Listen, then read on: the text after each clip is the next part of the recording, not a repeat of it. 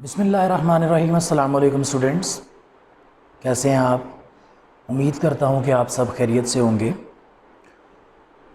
Students, हमने last time अपना बड़ा ही इम्पोर्टेंट चैप्टर जो कि चैप्टर नंबर 3 था उसको स्टार्ट किया, जिसका नाम था गैसेस।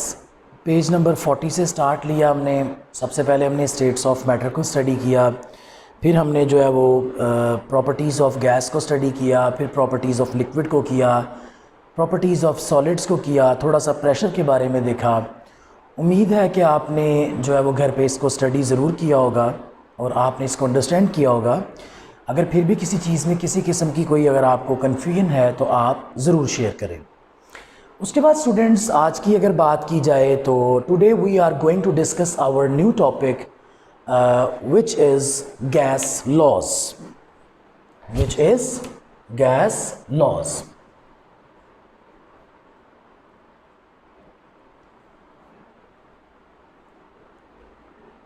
Gas laws. स्टूडेंट्स, आज हमने इसके अंदर डिस्कशन करनी है जिन टॉपिक्स के ऊपर, वो हमारे टॉपिक्स हैं गैस लॉज। अब गैस लॉज क्या होते हैं? गैस लॉज जैसा कि आपने अपनी पिछली क्लासेस में भी पढ़े, बॉयल्स लॉ, चार्ल्स लॉ और इसी तरह से डाल्टन्स लॉ, और ये सारे लॉज जो हैं वो गैस लॉज कहलाते हैं। स्टूडेंट्स, ये कॉमन ऑब्जर्वेशन की बात है कि किसी भी गैस का बिहेवियर देखना हो और अगर आपने देखना हो कि उसके अंदर चेंजिंग क्यों आती है, तो वो किसकी वजह से आती है? एक्सटर्नल कंडीशंस की वजह से आती है। एक्सटर्नल कंडीशंस में कौन सी चीज़ें आती हैं? टेम्परेचर हो गया, प्रेशर हो गया, वॉल्यूम हो गया। जिस तरह से मैं यहाँ पे अगर एक गैस कंटेनर ड्रॉ करूँ, ठीक है, यहाँ पे मैंने एक गैस कंटेनर ड्रॉ किया। इस गैस कंटेनर के अंदर कोई गैस मॉलिक्यूल्स थे, ठीक है, ये मैंने क्या ड्रॉ किए? गैस मॉलिक्यूल्स ड्रॉ किए। तो स्टूडेंट्स, ये गैस मॉलिक्यूल्स बड़ा इजीली, बड़ा आराम से, बड़ा रैंडमली मूव कर रहे थे लेकिन जो ही मैंने इसके अंदर, ये मैं आपको एक एग्जांपल समझा रहा हूँ गैस लॉ के अंदर हमने पढ़ना क्या है। अगर मैं यहाँ पे कोई प्रेशर अप्लाई कर देता हूँ, प्रेशर, ठीक है, तो स्टूडेंट्स क्या होगा? ये प्रेशर यहाँ से पहले ये इनके पास अवेलेबल स्पेस ये थी। जब मैंने प्रेशर अप्लाई किया, ये सारे एक तरफ चले गए जिस जानिब से प्रेशर अप्लाई हुआ। तो लेट से मैंने यहाँ तक प्रेशर अप्लाई कर दिया।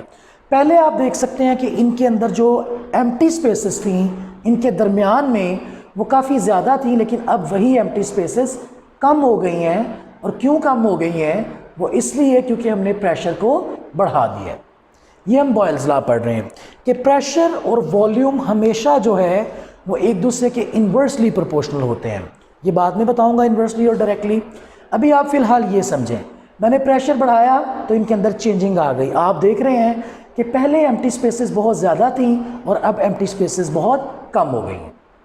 इसी तरह से स्टूडेंट्स, अब मैं प्रेशर वाली जो है वो कंडीशन हटा लेता हूँ, मैं इसी तरह से मॉलिक्यूल ड्रॉ कर देता हूँ। अब स्टूडेंट्स, हम बात करते हैं किसकी? टेम्परेचर की।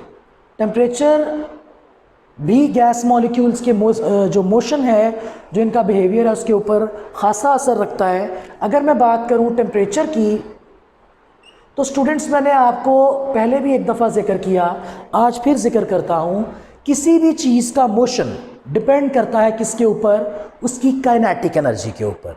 किसी भी चीज़ का मोशन डिपेंड करता है किसके ऊपर?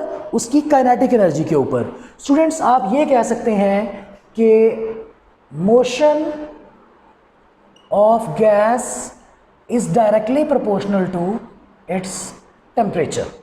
जहाँ भी चीज़ डायरेक्टली प्रोपोर्शनल आ जाएगी, आपने पहले भी पढ़ा हुआ है अपनी पिछली क्लासेस में, आपके पास क्या होता है कि एक चीज़ के बढ़ने की वजह से दूसरी चीज़ भी इंक्रीज़ होगी। इसका मतलब ये है कि टेम्परेचर जब इंक्रीज़ होगा तो मोशन ऑफ गैस भी क्या होगा? इंक्रीज़ होगा।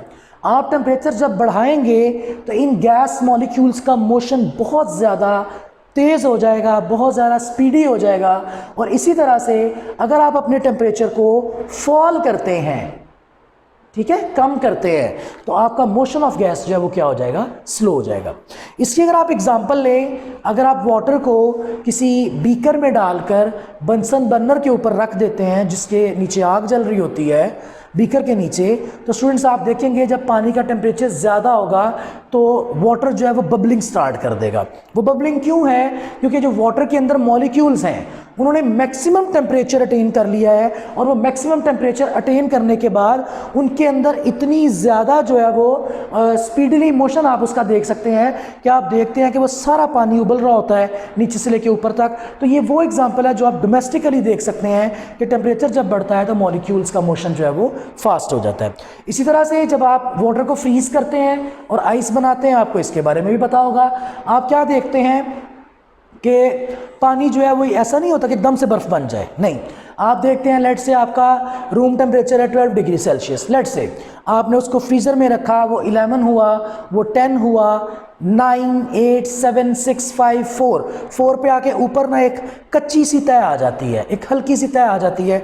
अक्सर ऐसा होता है गर्मियों में कि हमें लगता है कि हमने बर्फ़ को फ्रीज़ होने के लिए रखा है और वो फ्रीज़ हो चुकी होगी, लेकिन हम क्या करते हैं, हम देखते हैं तो ऊपर एक तय होती है, उसकी ऊपर एक तय होती है लेकिन नीचे पानी होता है। क्योंकि लेट से if you have a beaker और आपने उसको फ्रीज़ होने के लिए रखा है, तो स्टूडेंट्स यहाँ से आइस बनना शुरू होगी और यहाँ से आइस बनते बनते ये ही प्रोसेस डाउनवर्ड जाएगा, फिर ये भी आइस बन जाएगी, फिर ये भी, ये भी, ये भी, ये भी, एंड सो ऑन। सारे का सारा आपके पास ये क्या हो जाएगा, वाटर आइस में कन्वर्ट हो जाएगा। कैसे हो रहा है, आपके पास जो है वो जू टेम्परेचर डाउन जा रहा है, नीचे जा रहा है। आपने भी पढ़ा था कि दोनों एक दूसरे के डायरेक्टली प्रोपोर्शनल है। इसका मतलब टेम्परेचर जो कि फ्रीज़र कम कर रहा है, फ्रीज़र कूलिंग कॉज करता है, तो मोशन जो है वो वाटर का भी स्लो हो जाएगा और फाइनली सारे का सारा वाटर फ्रीज़ हो जाएगा। ये मैंने आपको छोटी सी 1-2 एग्जांपल दे के ये समझाना चाहा कि हमारे पास जो कंडीशंस हैं, टेम्परेचर, प्रेशर, वॉल्यूम की और प्रेशर की मैंने ये बता दी, और आपके पास जो टेम्परेचर है उसकी भी मैंने बात की, और ये टेम्परेचर की यहाँ पे मैंने बीकर में बात की। तो इस तरह से ये आपके पास सारा असरअंदाज होता है।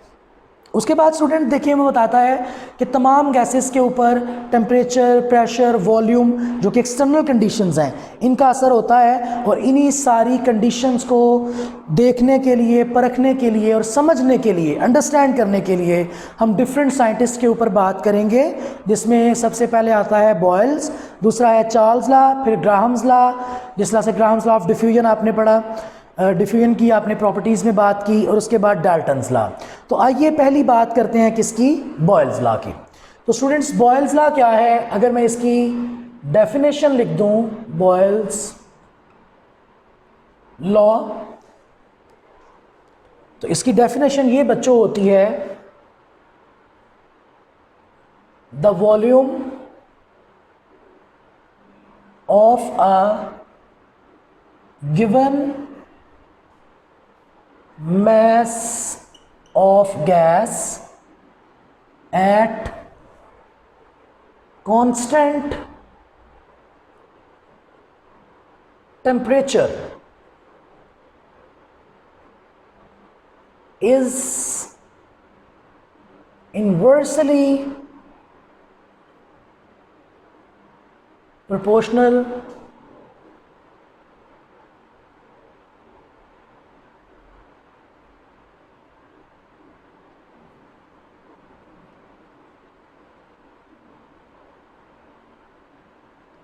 to its pressure।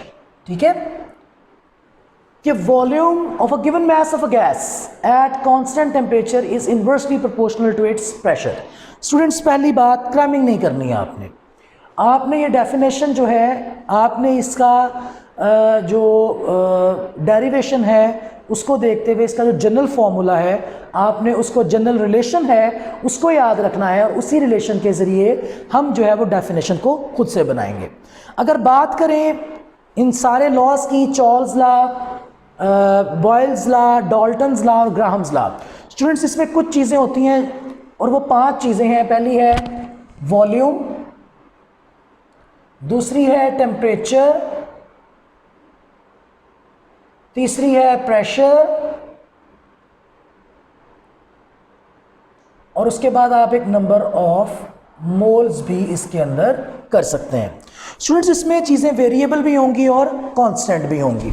जो वर्ड वेरी है वो उससे मुराद होता है चेंजिंग। ठीक है, वेरिएबल और कांस्टेंट्स आपने अपने मैथ में भी पढ़े हुए हैं कि what do you meant by variables and constants, ये डेफिनेशन भी आपको आपके मैथ के सब्जेक्ट में आया करती थी। तो स्टूडेंट्स हमने इसमें वेरिएबल और कॉन्स्टेंट्स की बात करनी है। मैं दोबारा बता रहा हूँ, वेरिएबल वो होंगे जिनकी वैल्यूज़ जो हैं वो चेंज हो सकती हैं या जिनमें तब्दीली आ सकती है, और कांस्टेंट वो होंगे जिनके अंदर कोई चेंज भी नहीं आएगा।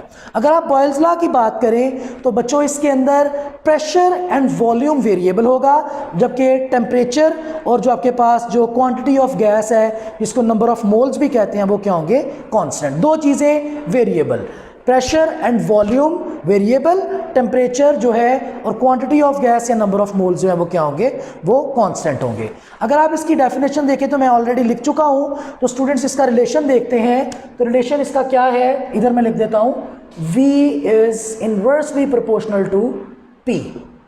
स्टूडेंट्स जब आपके पास दोनों चीज़ें आमने सामने हों, ठीक है, तो वो क्या होंगी, डायरेक्टली प्रोपोर्शनल। लेकिन अगर आपके पास एक चीज़ जो है वो न्यूमिनेटर में है और दूसरी चीज़ डिनोमिनेटर में है, जिसको आप उर्दू में बोलते हैं बटे में है, या आप कह लें कि ओवर की फॉर्म में है, तो आप ये देख सकते हैं ये न्यूमिनेटर में है और ये डिनोमिनेटर में, तो आप इसको नहीं बोल सकते हैं कि डायरेक्टली प्रोपोर्शनल है, बल्कि ये क्या होगा, बल्कि ये इन्वर्सली प्रोपोर्शनल होगा। अब इसमें अगर हम इसको नॉमिनेट करें थोड़ा सा, तो ये आपके पास आपका वॉल्यूम है, ये आपके पास बच्चों प्रेशर है, और ये स्टूडेंट्स आपके पास साइन ऑफ प्रोपोर्शनैलिटी है। ओके, वो बात की बात है कि वो डायरेक्टली प्रोपोर्शनल है या इन्वर्सली प्रोपोर्शनल है, और मेरा ख्याल है, मैं उम्मीद करता हूँ आप समझ चुके हैं कि ये डायरेक्टली है या इन्वर्सली है, तो स्टूडेंट्स ये इन्वर्सली प्रोपोर्शनल है। उसके बाद याद रखें बेटा, जब भी हम साइन ऑफ प्रोपोर्शनैलिटी को ख़त्म करते हैं तो हमारे पास एक कांस्टेंट आता है। तो आइए ख़त्म करते हैं। V इज इक्वल टू, तो K constant, dot dot means multiply, और क्या हो जाएगा 1 ओवर P। अब स्टूडेंट्स K मल्टीप्लाई बाय 1, आपको पता है कि K ही आएगा। V is equal to K by P। अब ये जो K है, ये K क्या है स्टूडेंट्स, ये कांस्टेंट है। क्लियर? अब हमने कांस्टेंट को ही तो फाइंड करना है, तो P यहाँ पे डिवाइड हो रहा है, वहाँ पे जाके मल्टीप्लाई हो जाएगा, और हमारा रिलेशन क्या आ जाएगा, K is equals to P V। K is equals to P and V। तो स्टूडेंट्स ये हमारे पास रिलेशन था। इससे पहले कि मैं आगे जाऊं, मैं बात करूंगा इस रिलेशन की। अगर आप डेफिनेशन को मद्देनजर रखें तो देखिए क्या कहता है बच्चों, the volume of a given mass of a gas. जारी बात है, कोई भी अगर आपके पास गैस है तो उसका वॉल्यूम होगा, या आप ये कह सकते हैं कोई भी चीज़ जो कि वॉल्यूम है तो वो कोई मैटर है, क्योंकि आप मैटर के बारे में पढ़ते हैं। Anything which have a mass and occupy a volume is known as matter. तो देखिएगा, the volume of a given mass of a gas, ये बेटा वॉल्यूम हो गया, volume of a given mass of gas at constant temperature. आपको इस relation में temperature नज़र नहीं आ रहा। क्यों नहीं आ रहा? क्योंकि बच्चों वो है ही कांस्टेंट है, और जो भी चीज़ कांस्टेंट होती है उसके अंदर चेंजिंग ही नहीं आती, और जिसमें चेंजिंग नहीं आती हम उसकी बात नहीं कर रहे होते। तो एट कांस्टेंट टेम्परेचर, जो चीज़ कांस्टेंट होगी वो रिलेशन में हम नहीं लिखेंगे। एंड इन्वर्सली प्रोपोर्शनल टू, और इन्वर्सली प्रोपोर्शनल किसके, inversely proportional to its pressure. तो ये आप देख सकते हैं। आगे दोबारा बता रहा हूँ, जब भी साइन ऑफ प्रोपोर्शनैलिटी खत्म करना होता है तो स्टूडेंट्स हम इज इक्वल लगाते हैं, साथ के ये लगाते हैं, एंड सो ऑन। तो P यहाँ पे डिवाइड हो रहा था और वहाँ पे जाके क्या हो गया, ये मल्टीप्लाई हो गया। आगे इसकी अगर हम बात करें तो इसकी एक और डेफिनेशन है इस रिलेशन के लिहाज से।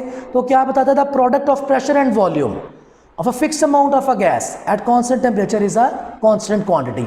कैसे बच्चों, ये बुक पे लिखी हुई है पेज नंबर 42 के ऊपर। ये है प्रोडक्ट। प्रोडक्ट का क्या मतलब होता है, मल्टीप्लाई। प्रोडक्ट का क्या मतलब होता है, मल्टीप्लाई।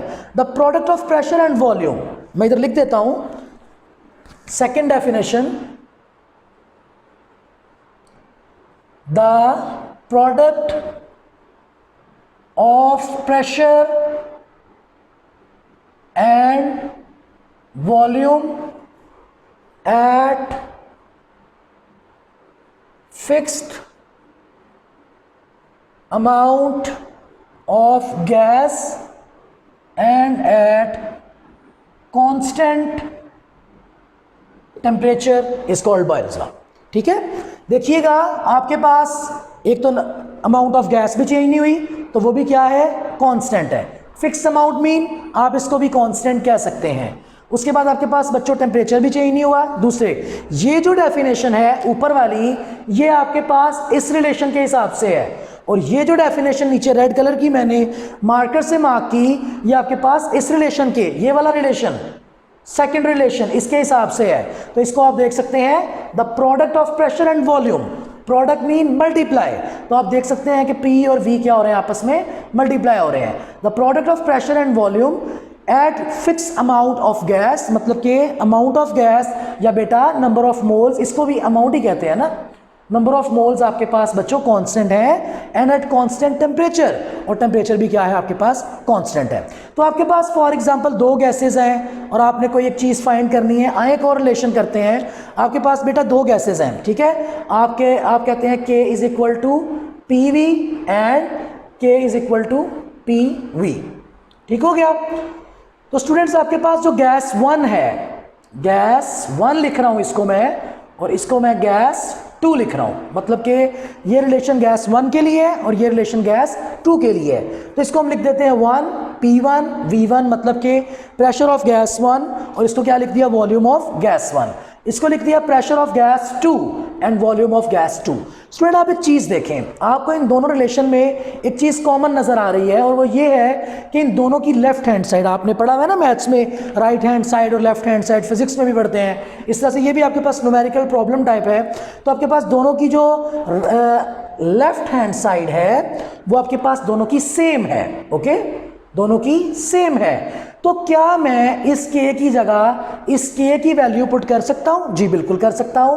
तो मैं लिखूंगा P1 V1 is equal to P2 V2। अब देखिए चार चीजें, चार वेरिएबल्स आपके पास मौजूद है। अब ये न्यूमेरिकल में यूज़ होता है एक्चुअली।